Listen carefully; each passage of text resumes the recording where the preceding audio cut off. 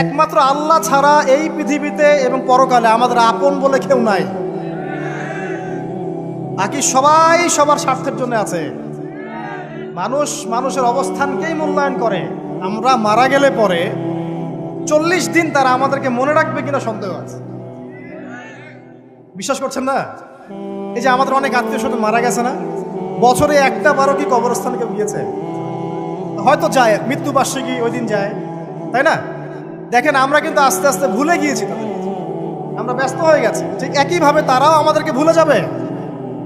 এই জন্যে আমি বারবার আপনাদেরকে মনে করে একটা কথা, আমার জীবন থেকে উপলব্ধি করি একটা কথা, যে একমাত্র আল্লাহ ছাড়া এই পৃথিবীতে এবং পরকালে আমাদের আপন বলে কেউ নাই।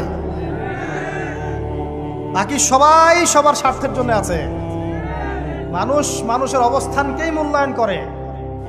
মানুষ মানুষের অবস্থানকেই মূল্যায়ন করে। আল্লাহ রাব্বুল আলামিন আপনার ভিতরটাকে ভালোবাসেন। দেখেন, আপনি যখন নামাজ পড়েন নাই, আল্লাহ পাক কিন্তু আপনাকে ধ্বংস করে দেন নাই। আল্লাহ পরম করুণাময় আপনাকে হেদায়েত দিয়ে নামাজি বানিয়ে দিয়েছেন। জীবনে অনেক পাপ করেছেন, ইনস্ট্যান্ট আল্লাহ পাক শাস্তি দিতে পারতেন, আল্লাহ পাক দেন নাই। আল্লাহ আপনাকে ভালোবাসেন, আল্লাহ আমাকে ভালোবাসেন। আল্লাহ পাকের এই ভালোবাসার ঋণটা শোধ করার জন্য হলেও নামাজি হয়ে যান, আল্লাহর পথে ফিরে আসেন, দিনের জন্য কিছু করেন, দিনের ফিকির করেন, পড়াশোনা করেন। প্রিয় ভাইরা, আল্লাহ পাক তৌফিক দান করুন। দেখুন, এই রিবা থেকে দূরে থাকার জন্য একটা হাদিস যথেষ্ট, যে 4 শ্রেণীর মানুষকে আল্লাহ রাসূল সাল্লাল্লাহু আলাইহি ওয়াসাল্লাম লাআনত করেছেন, অভিশাপ দিয়েছেন। ইনশাআল্লাহ আজকের লেকচার যাদের কানে যাবে, আমরা যদি না খেয়েও মরে যাই, আল্লাহ পাক না খেয়ে মারবেন না ইনশাআল্লাহ। রিজিক আছে, খাবো ইনশাআল্লাহ। কিন্তু হয়তো বা অভাব হবে, টাকা পয়সা একটু কম হতে পারে, অন্যের 10 তলা ফ্ল্যাট হবে, আমার হবে না, ঠিক আছে? অন্যের এত বিঘা বিঘা জমি আমার হয়তো হবে না। কিন্তু ইনশাআল্লাহ তাআলা এই যে দুনিয়ার মুসাফিরের জীবনটা, এটা মুসাফিরের জীবন না? মুসাফিরের জীবনটা কেটেই যাবে ইনশাআল্লাহ। কাটবে না? যে কোনোভাবে কেটে তো যাবেই ইনশাআল্লাহ। এই যে পরকালের জীবনটা একটা চেতনার শক্তি, জানেন? দুনিয়াতে যত বাধা বিপত্তি আসুক, গাল মন্দ খান, গীবত তহমত খান, কষ্ট হোক, নির্যাতন হোক, একটা বিষয় মনের মধ্যে শান্তি দেয়। কি শান্তি? যে এই দুনিয়ার জীবনটা তো আর চিরস্থায়ী নয়, এটা তো আর সারা জীবন থাকবে না। ইনশাআল্লাহ এই অবস্থা আস্তে আস্তে পরিবর্তন হয়ে যাবে। ফাইন্না মাআল উসরি ইউসরা, পরকালে ইনশাআল্লাহ পাবো। দুনিয়াতে না পেলে কি হয়েছে, পরকালে পাবো ইনশাআল্লাহ। যুবক ভাই, এসব জেনা ছেড়ে দেন, আল্লাহ রাব্বুল আলামিন আপনার জন্য হুর রেখেছেন জান্নাত, ইনশাআল্লাহ পাবেন ইনশাআল্লাহ। এটা ছেড়ে দেন, সুদ ছেড়ে দেন, আল্লাহ পাক আপনার জন্য হাউজে কাউসার রাখছে ইনশাআল্লাহ, ঠিক আছে? অন্যায় পাপ ছেড়ে দেন, আল্লাহ রাব্বুল আলামিন আপনার জন্য জান্নাত রেডি করে রাখছে ইনশাআল্লাহ। এই দুনিয়ার জীবনটা ধোঁকা, একটা ছোট্ট জীবন, পুরা ধোঁকা, কিচ্ছু নাই এর মধ্যে। আমার কথা শোনেন, এই দুনিয়ার জীবনে কিছুই নাই। চারপাশে অনেক কিছু মনে হবে, আপনার বাড়ি আছে, গাড়ি আছে, স্ট্যাটাস আছে, টাকা পয়সা, প্রতিপত্তি সব আছে। আদতে আপনি একা, আদতে আপনাকে একাই কবরে যাওয়া লাগবে, একাই আল্লাহর সাথে হিসেব নিকাশ দিতে হবে। কেউ নাই সাথে, আমাদের সাথে কেউ নাই। কিন্তু আপনি মনে করছেন যে সেলিব্রিটিজম, বড় আমি পলিটিক্যাল নেতা হয়েছি, আমাকে সবাই চেনে, আমি ইকোনমিক সেক্টরে লিড দেই, রাষ্ট্রকে লিড দেই, আমি ধর্মতাত্ত্বিক ক্ষেত্রে লিড দেই, আমাকে দেখলে মানুষ বাহবা দেয়, ইত্যাদি ইত্যাদি। দিন শেষে আমি একা, আপনিও একাই। আমাকেও একাই যেতে হবে, আপনাকেও একাই যেতে হবে। এগুলো সব চারপাশের খালি অন্ধ মোহ, আর কিছু না। এই মোহের মধ্যে ঢুকে পড়বেন না, আল্লাহ পাক তৌফিক এনায়েত করুন। নবী সাল্লাল্লাহু আলাইহি ওয়াসাল্লাম বারবার বলতেন, আল্লাহুম্মা ইন্নী আউযু বিকা মিন ফিতনাতিদ দুনিয়া, বলতেন না? হে আল্লাহ, আমি এই দুনিয়ার ফিতনা থেকে তোমার কাছে আশ্রয় প্রার্থনা করছি। ওয়া ইন্নী আউযু বিকা মিন ফিতনাতিন নিসা, আমি মহিলাদের ফিতনা থেকেও আশ্রয় প্রার্থনা করছি। আরো দোয়া করতেন, আল্লাহুম্মা ইন্নী আউযু বিকা মিন আযাবিল কবর, হে আল্লাহ, আমি কবরের আযাব থেকে আশ্রয় প্রার্থনা করছি। ওয়া আযাবি জাহান্নাম, জাহান্নামের আযাব থেকে আশ্রয় প্রার্থনা করছি। ওয়া মিন ফিতনাতিল মাহইয়া ওয়াল মামাত, জীবন মৃত্যুর ফিতনা থেকে আশ্রয় প্রার্থনা করছি। ওয়া মিন শাররি ফিতনাতিল মাসিহিদ দাজ্জাল, এবং দাজ্জালের ফিতনা থেকে আশ্রয় প্রার্থনা করছি। দাজ্জালে পরে আসবো ইনশাআল্লাহ। দাজ্জাল নিয়ে আলোচনা করলে আবার কিছু মানুষ খারাজি ট্যাগ লাগাই দিতে পারে, ওই জন্য এদিকে আমি এখন যাচ্ছি না। হ্যাঁ, সামনে আসি। তো রিবার বিষয়টা বলছিলাম। আইয়ামে জাহিলিয়াতের যে সেই রিবা এখনকার বিশ্বে আছে কি নাই বলেন? ওই সময় না হয় মক্কায় ছিল, এখন কি সারা বিশ্বব্যাপী নাই? বিশ্বের কোনো কান্ট্রি রিবা মুক্ত না, বিশ্বের কোনো দেশ রিবা থেকে মুক্ত থাকতে পারবে না, এই বিশ্ব পরিচালনা যারা করছে ওদের আন্ডারে থাকলে। কখন হবে বিশ্ব রিবা মুক্ত? একদিন বিশ্ব রিবা মুক্ত হবে ইনশাআল্লাহ। একদিন না একদিন এই বিশ্বটা সুদমুক্ত হবে ইনশাআল্লাহু তাআলা। তখন জালেম পার পাবে না, মাজলুমের রক্ত শ্রম বৃথা যাবে না ইনশাআল্লাহ। কবে, কত বছর পর আমি জানি না, কিন্তু এতটুকু জানি যে মালহামার পরে যখন আল মাহদি আসবেন এবং তারপর যখন মাসিহুদ দাজ্জাল বের হবে এবং ঈসা ইবনে মারইয়ামকে আল্লাহ পাক নামিয়ে দিবেন, তার হাতে যখন দাজ্জাল নিহত হবে এবং জেরুজালেম থেকে যখন পুরো বিশ্ব শাসন করা হবে মুসলিমদের হাতে, তখন রিবা বলে কিচ্ছু থাকবে না পৃথিবীতে। তার আগ পর্যন্ত এই অবস্থা সলভ হবে কিনা আমরা জানি না, হতেও পারে না। ওই সময় যে হবে নিশ্চিত ইনশাআল্লাহ। আসুন, আইয়ামে জাহিলিয়াতের আরেকটা বড় পাপ ছিল যে এক ভাই বলেছেন, সেটা হচ্ছে নারীর অবমাননা। কে বলেছে এই কথাটা? সামনে একজন। হ্যাঁ, আইয়ামে জাহিলিয়াতের অন্যতম একটা সেরা পাপ ছিল কি? নারীর অবমাননা। এটা নিয়ে কি বলতে হবে? এখন ধর্মের মধ্যেও আমরা নারীদেরকে অবমাননা করছি। বহু নামাজি ব্যক্তি আছে আমাদের মধ্যে, দেখবেন বোনের সম্পত্তি দেয় নাই, মেয়েকে শিক্ষিত করতে যাচ্ছেন না। কেন যাচ্ছেন না? ওর কি অধিকার নাই শিক্ষার? আপনি কি জানেন যে আয়েশা রাদিয়াল্লাহু আনহার কাছে বহু সাহাবী হাদিসের তালিম নিয়েছেন, বহু হাদিস শিখিয়েছেন কে? মা আয়েশা রাদিয়াল্লাহু আনহা। তিনি যদি শিক্ষিত না হতেন শেখাতে পারতেন? তো মেয়েদের শিক্ষার দরকার আছে না?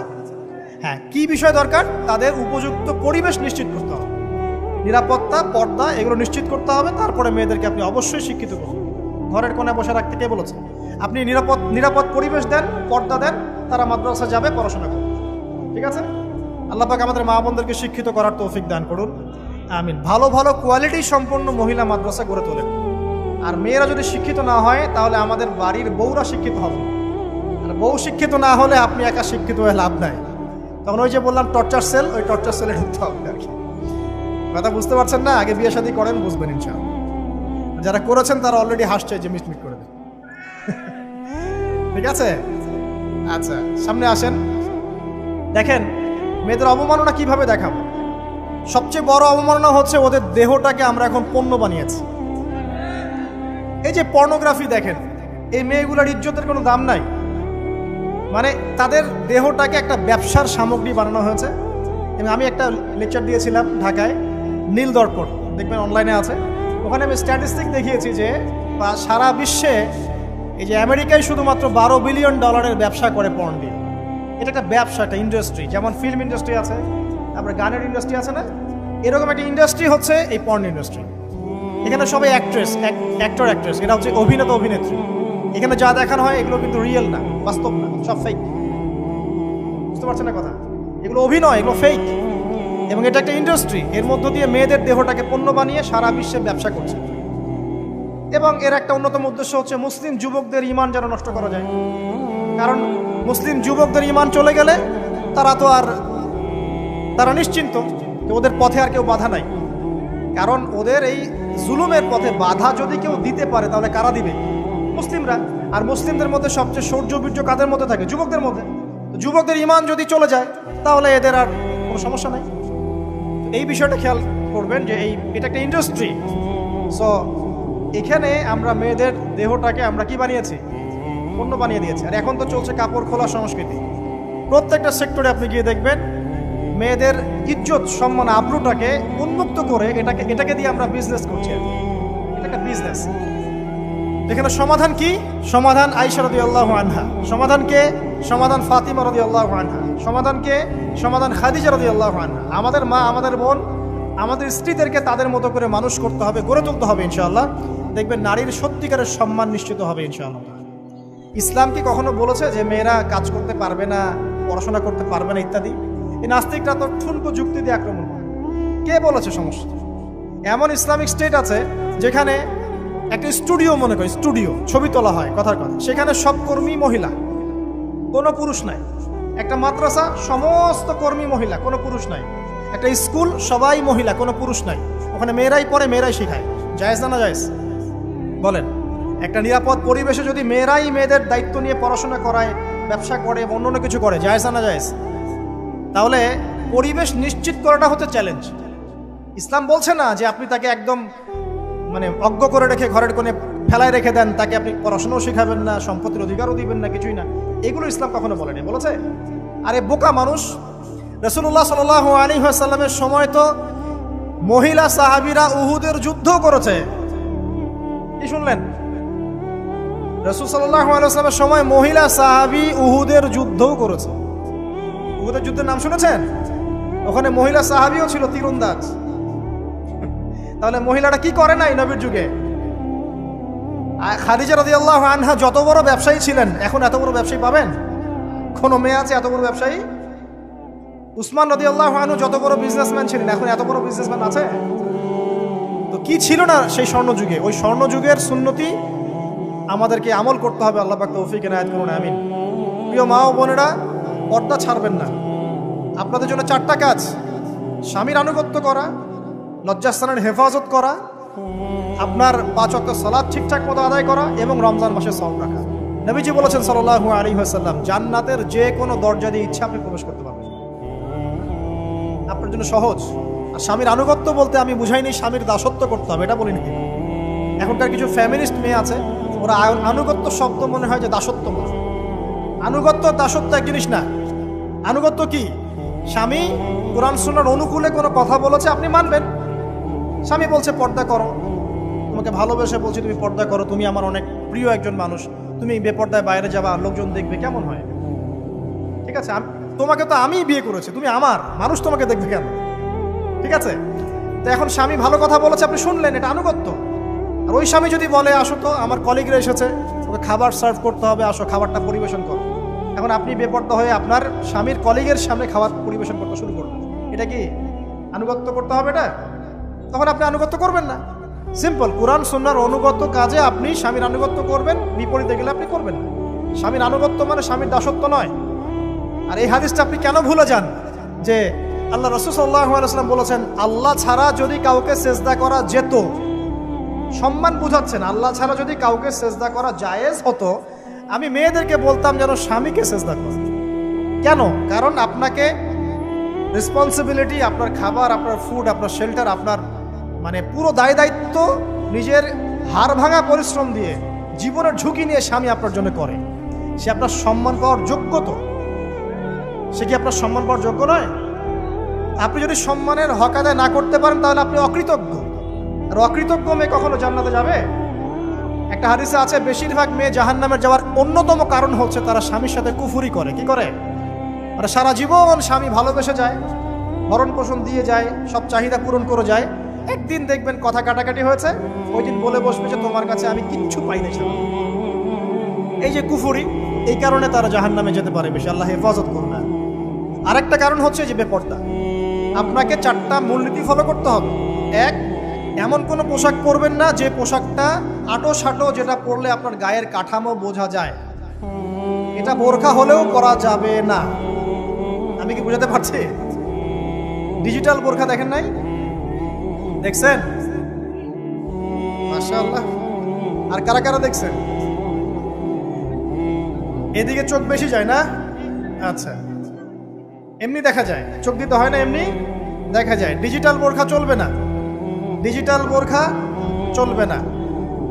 আমার মত, এটা আমি মত দিচ্ছি, আমি আল্লাহর রাস্তায় সময় দিয়েছি অনেক দিন, এবং এখানে যে পর্দাটা শেখানো হয় এরকম পর্দা আমি অন্য কোথাও দেখিনি। এত চমৎকার পর্দা শেখানো হয়।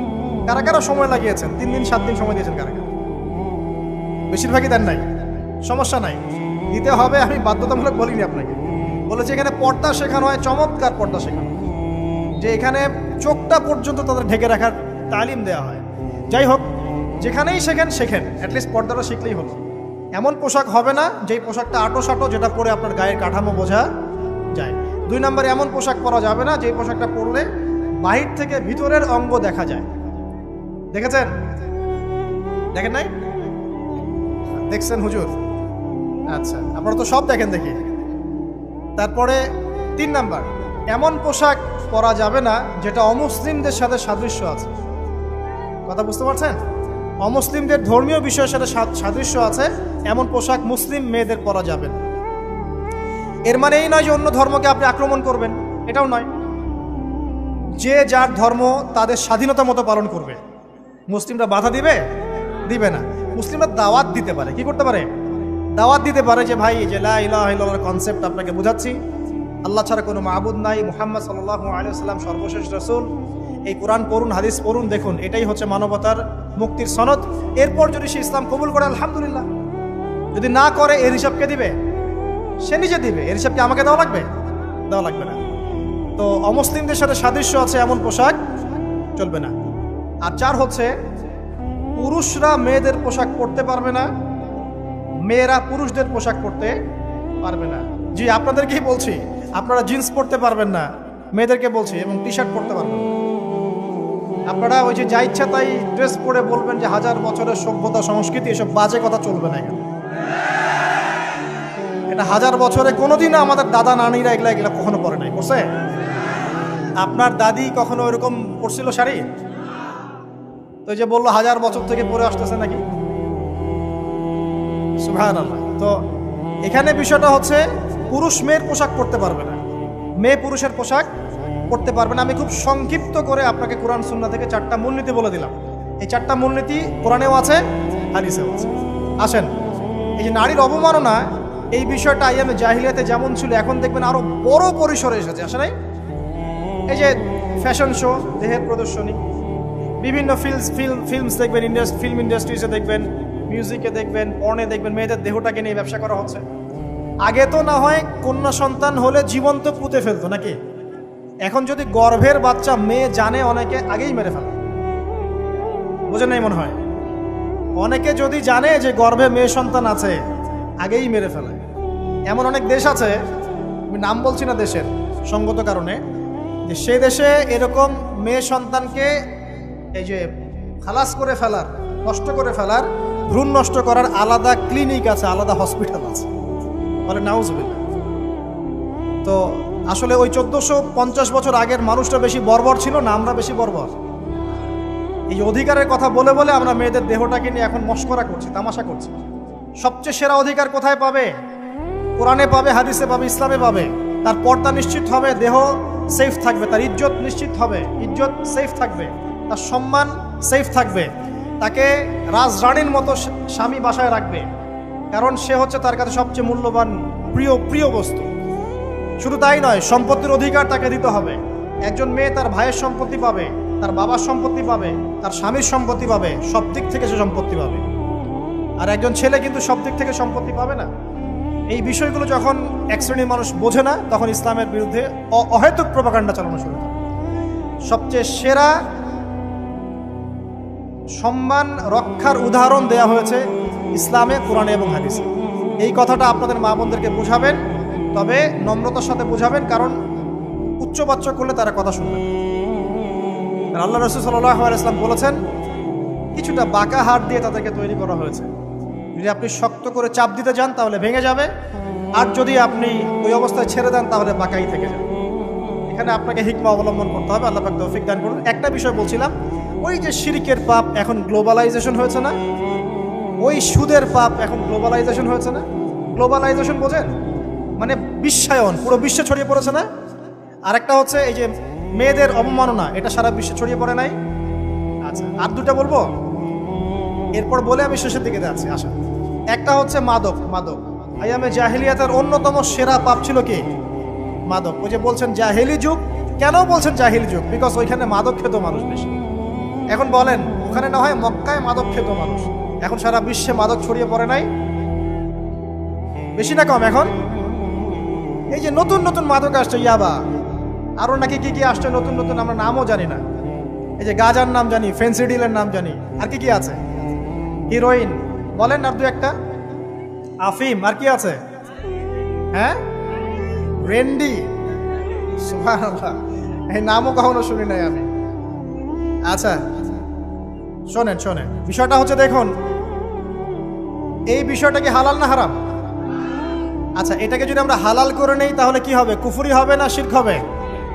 শিরক কুফর দুটোই হচ্ছে। কিন্তু এখন মক্কার কিছু মানুষ মাদক খেয়েছে বুঝলাম, আল্লাহ রাব্বুল আলামিন ধাপে ধাপে এখান থেকে বের করেছেন। প্রথমে বলেছেন মদ খেয়ে নামাজের ধার কাছে যেও না। হ্যাঁ, তারপরে বলেছেন এই যে মাদকে কিছুটা উপকার আছে কিন্তু বেশি ক্ষতি। তারপর বলেছেন খেয়ে নামাজের কাছে যেও না। তারপর ধাপে ধাপে শেষের দিকে এসে আল্লাহ পাক বলেছেন যে এটাকে ছেড়ে দাও। সূরা মাইদায় পড়ে দেখেন, এটা শয়তানের কাজ। তখন সাহাবায়ে কেরাম রাদিয়াল্লাহু আনহুম পুরোপুরি মাদক থেকে নিজেদেরকে মুক্ত করলেন। এরপরে কি কখনো তারা মাদক ছুঁয়েও দেখেছেন? বরং মাদকদ্রব্য সেবন করলে 40টা লাঠি বেত্রাঘাত করতে হয় ইসলামিক শাস্তি। কয়টা লাঠি? আর উমর রাদিয়াল্লাহু আনহুর সময়ে 40 লাঠিকে বাড়িয়ে 80 লাঠি করা হয়েছে। কত লাঠি? 80 লাঠি। কিন্তু আরো একটা পাপের শাস্তি আছে, বলবো? অপবাদ। এখন যেটা বেশি দেওয়া হয়, অপবাদ, মিথ্যা অপবাদ, সতী সাদী নারীর উপরে মিথ্যা অপবাদ, এর শাস্তি হচ্ছে 80 লাঠি। আবার 100 লাঠির শাস্তি আছে, 100 লাঠি। এটা কিসের জানেন? জিনা। জিনা এই যে যারা করছেন, এর শাস্তি হচ্ছে 100 লাঠি। তাও জনসমক্ষে দিতে হবে, গোপনে না। আর 1 বছরের জন্য এলাকা ছাড়া করতে হবে। রজম একটা শাস্তি আছে, রজম। এটা কি? রজম মানে পাথর নিক্ষেপ করে হত্যা। এটা তো বর্বর, তাই না? অমানবিক, মধ্যযুগীয়। এসব কথা শুনছেন না? শোনেন, কিছু কিছু বিষয় আছে যে বিষয়গুলো করার পরে এই পৃথিবীতে মানুষ বেঁচে থাকার অধিকারটা হারিয়ে ফেলে। কথা বুঝতে পারছেন না? কিছু কিছু পাপ আছে, এগুলো করলে পরে মানুষ এই পৃথিবীতে বেঁচে থাকার অধিকারটা হারায় ফেলে।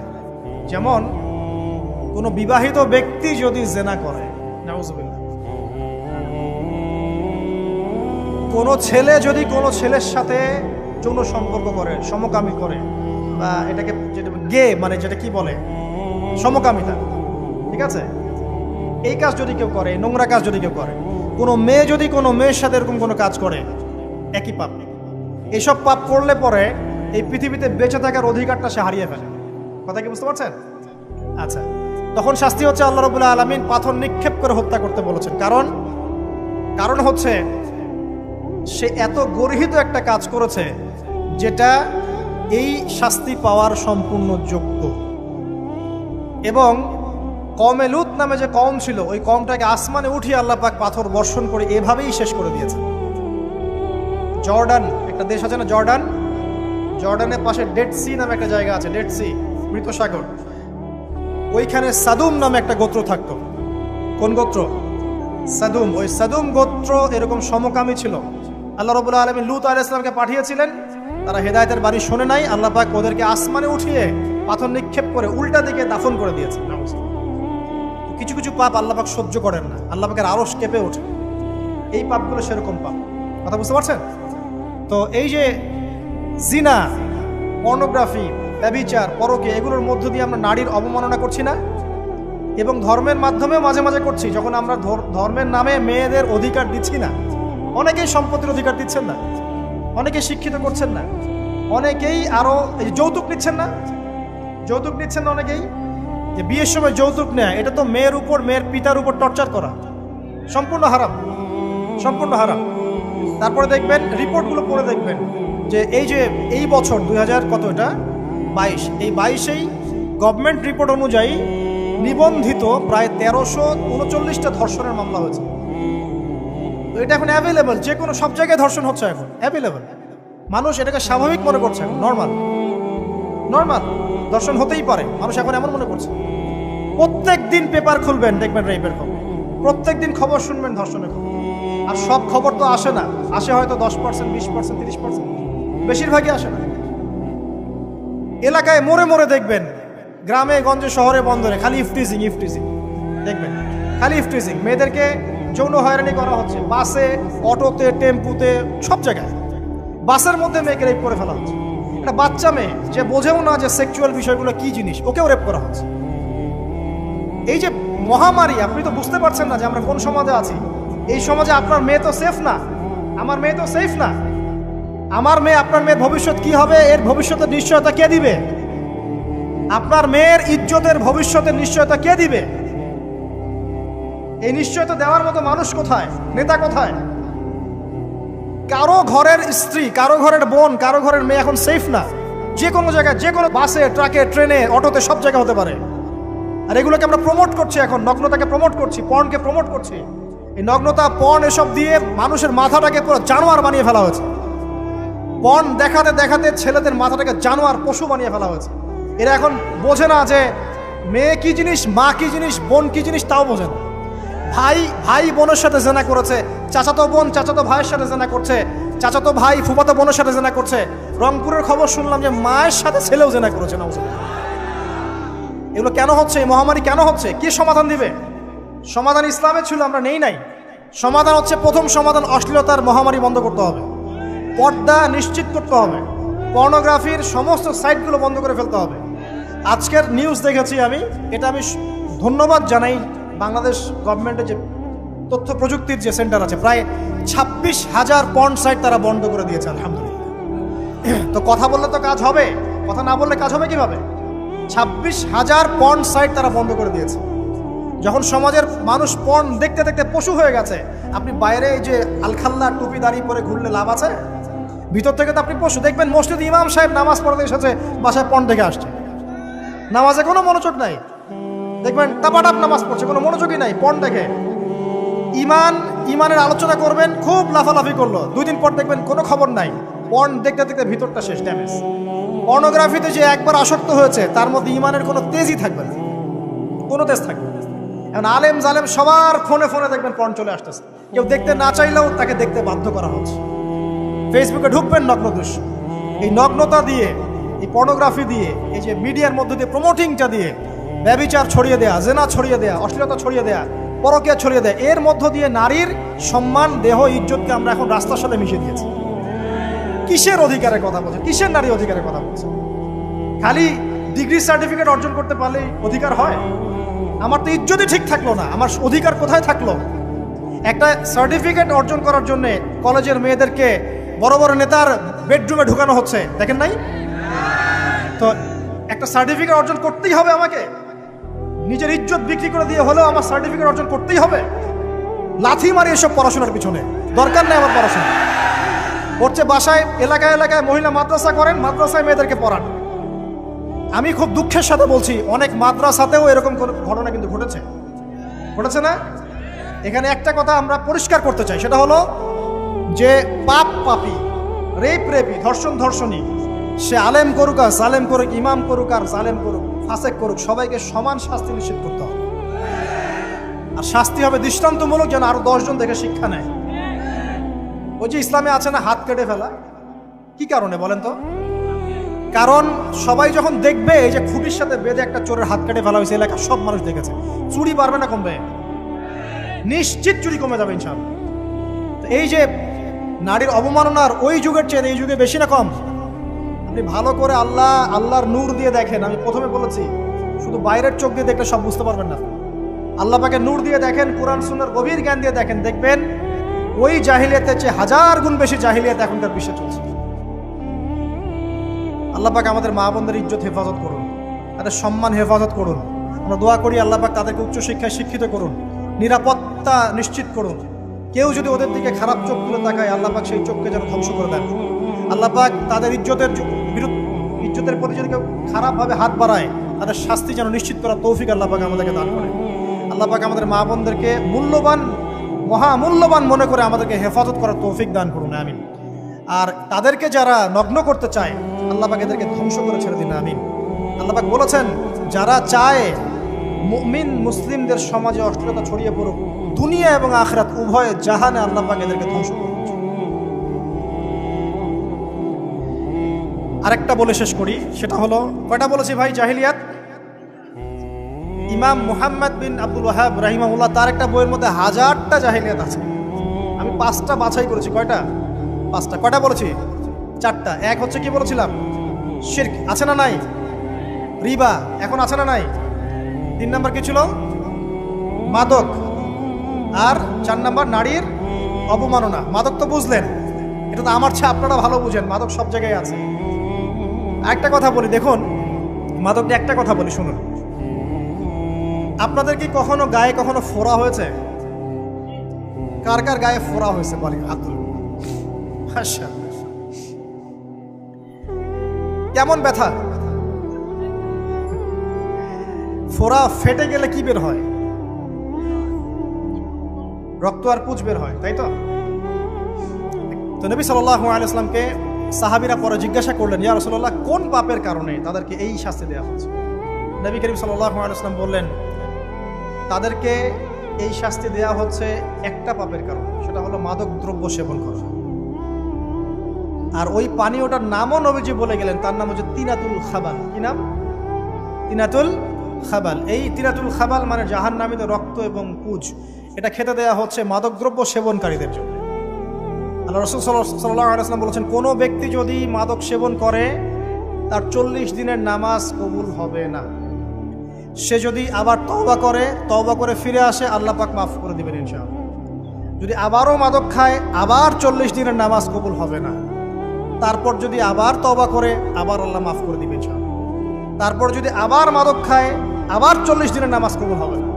তারপর যদি আবার তওবা করে, আবার আল্লাহ মাফ করে দিবেন। তারপরে যদি আবার মাদক খায়, তখন আল্লাহ রাব্বুল আলামিন তাকে তিনাতুল খাবাল পান করেন। প্রিয় ভাইরা, আপনারা মুসলিম না? আমরা মুসলিম না? মুসলিম যুবকদের সবচেয়ে সেরা অস্ত্র হচ্ছে ঈমান এবং নৈতিকতা। অন্যরা জাহিলিয়াতের স্রোতে ভেসে যাক, মুসলিম তরুণরা কখনো জাহিলিয়াতে যাবে না ইনশাআল্লাহ। আমার সাথে ওয়াদা করেন যে কোনো প্রকার মাদক দ্রব্যের সাথে সংশ্লিষ্ট থাকবেন না। একটা সিগারেটেও কখনো টান দিবেন না, কারণ সিগারেটটা কি? সিগারেট আপনাকে আস্তে আস্তে অন্য মাদকের দিকে নিয়ে যাবে। সিগারেট খাওয়া শিখেছিস, এখন গাঁজাও খা। গাঁজা খাওয়া শিখলে এখন ওটা খা, এই করতে থাকে। এক পর্যায়ে আপনি এখান থেকে আর বের হতে পারবেন। এখানে আপনার দেহের ক্ষতি, আপনার মস্তিষ্কের ক্ষতি, আপনার পরিবারের ক্ষতি।